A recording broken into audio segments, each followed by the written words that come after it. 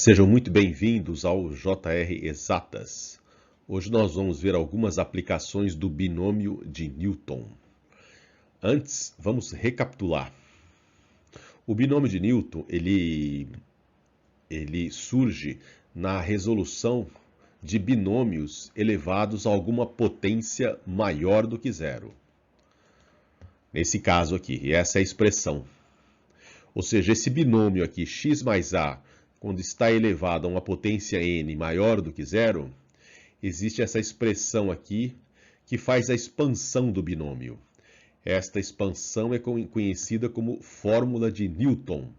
O Newton é que descobriu essa fórmula. Então, sempre que a gente pensa nesse binômio aqui, vem à mente imediatamente essa fórmula para a sua resolução. Juntando essas duas ideias, esse carinha aqui, x mais a elevado a n, recebe o nome de binômio de Newton, mas é apenas um binômio elevado a alguma potência. E, relembrando, né, o nosso número binomial NPAP recebe essa expressão aqui. Tem esse jeito aqui, melhor dizendo, de ser expandido, onde esse n pode ser real ou imaginário e o p tem que ser um número natural. Ou seja, vai 0, 1, 2, 3, 4, sempre o número inteiro e assim sucessivamente. Vamos então iniciar as nossas aplicações. Vamos resolver então essa soma aqui. 1 mais 2 mais 3 mais 4 mais reticências mais n. N termos. Essa soma é uma PA, né? Tá claro aí, de razão igual a 1. Termo inicial igual a 1 e número de termos igual a n, perdão. Nós temos a expressão que calcula essa soma. No entanto, aqui está sugerindo que a gente não use. Ou seja, vamos aplicar o binômio de Newton, né? Então, inicialmente, eu vou chamar essa soma aí de S. E eu vou usar o binômio de Newton. Esse aqui, ó. X mais 1 elevado à segunda. Expandindo isso aqui, utilizando o binômio de Newton, nós temos essa expressão aqui. E agora eu vou dar valores a x, indo de 0 até n. Ou seja, se eu vou dar valores de 0 até n, e a soma vai de 1 até n, eu vou ter n mais 1 termos aqui. E vou notá-los dessa forma aqui, ó. Dessa forma aqui. O x está indo de 0 até n, ou seja, eu tenho n mais 1 termos. E eu vou agora, uma vez notado isso, eu vou efetuar essa operação de soma. Então, nisso aqui, ó, 0 mais 1 à segunda é igual a 1. Esse 1 eu cancelo com esse. 1 mais 1 à segunda é igual a 2 à segunda, que eu vou cancelar com esse 2 aqui. Esse termo aqui eu cancelaria com o de baixo. E assim sucessivamente até cancelar com esse aqui. Então, desse lado esquerdo aqui, me sobra n mais 1 ao quadrado. E do outro, 2, que multiplica 0, mais 1, mais 2, etc., mais n mais 1, números 1. Então, eu tenho isso daqui, como resultado dessa soma. Só que isso daqui, ó, nós já vimos que eu batizei de S, que é a soma que nós queremos calcular. Então, esse S aqui, ó, o resultado, desenvolvendo essa expressão, se eu não errei, vai estar aqui. Isso. É igual a n mais 1, tudo isso que multiplica n sobre 2. Esse é o resultado da soma sem usar o conhecimento que nós temos de PA. Com o binômio de Newton, nós resolvemos. Vamos ver mais uma aplicação. Achar raiz de 5 pelo binômio de Newton. No caso, poderia ser raiz de 7, raiz de 20, etc. Mas, se eu quiser utilizar o binômio de Newton, a ideia é eu achar um binômio onde eu expandindo esse binômio, a soma venha a convergir para um resultado. Um único resultado. E à medida que eu for refinando, melhorando os elementos que compõem os termos desse binômio expandido, o meu resultado vai ficando cada vez mais perto do real. Então, eu preciso de um binômio nessa forma aqui, obedecendo a essas condições.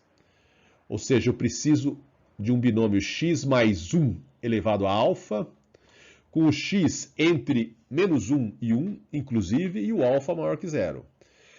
Se eu expandir esse binômio, aí sim, a resposta dele vai convergir. Então, a fim de que eu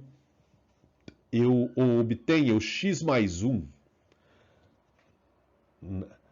no raiz de 5, eu preciso pensar dessa forma, que o meu raiz de 5 ele é igual a raiz de 4 que multiplica x mais 1.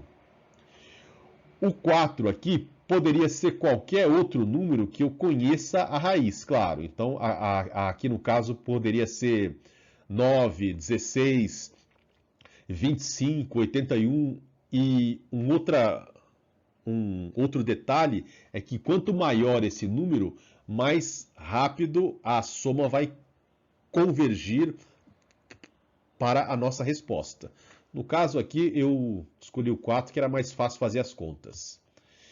Então, expandindo isso, se eu fiquei com 4 que multiplica x mais 1, o meu x mais 1, ele necessariamente tem que ser 5. E embaixo eu tenho que multiplicar por 4. Então eu tenho que ter isso aqui, ó.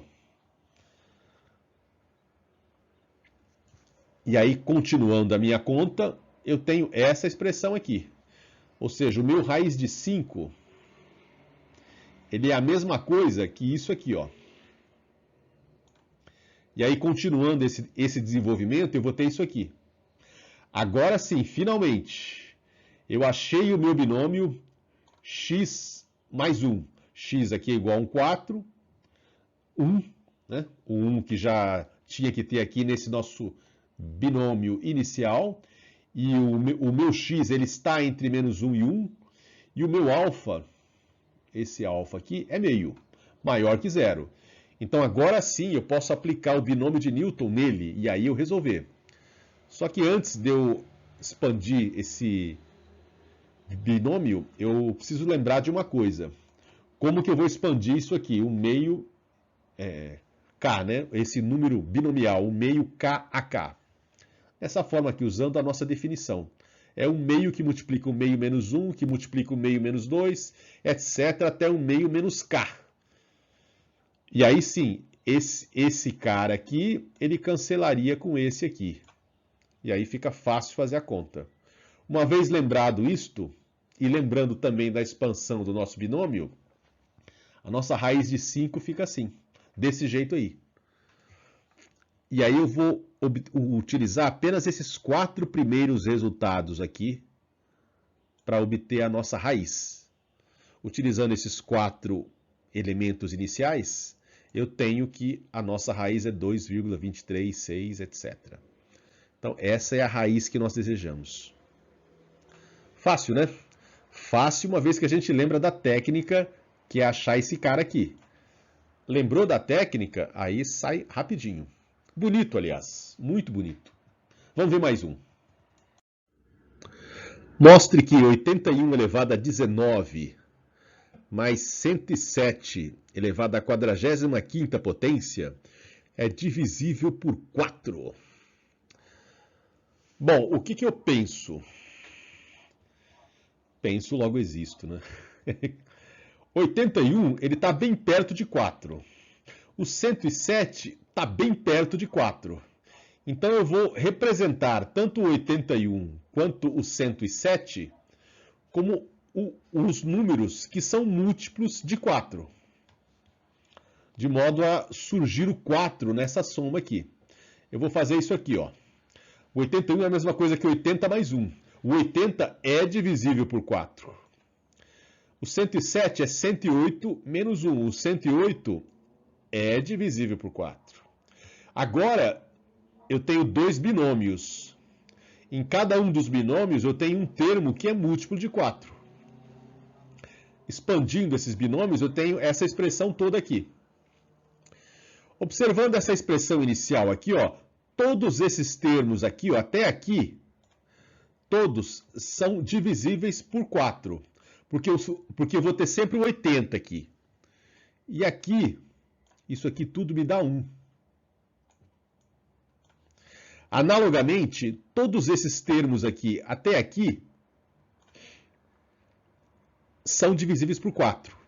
Então aqui eu posso falar que esse termo aqui, eu posso escrevê-lo como da forma 4K, onde K é um inteiro, porque já que o 80 sempre vai estar aqui, então esse termo é múltiplo de K. A mesma coisa, esse termo aqui, 108. 108, ele sempre é divisível por 4. Então eu posso escrever que esse termo é da forma 4 vezes L, com L é um número inteiro. Eu posso fazer essa simplificação aqui embaixo e essa outra aqui, porque todos eles são divisíveis por 4. E aqui, ó, nesse termo aqui, eu vou ficar com o menos 1. Consequentemente, eu posso escrever na minha soma isso aqui. 4K mais 1 mais 4L menos 1. E eu fico com 4 que multiplica K mais L. Ou seja, eu mostrei que essa soma toda aqui, no fundo, é múltipla de 4. Então está mostrado que é divisível por 4. Gostei muito dessa aula, mas eu tenho que encerrá-la. Aqueles que gostaram, por favor, cliquem no legal. Grato.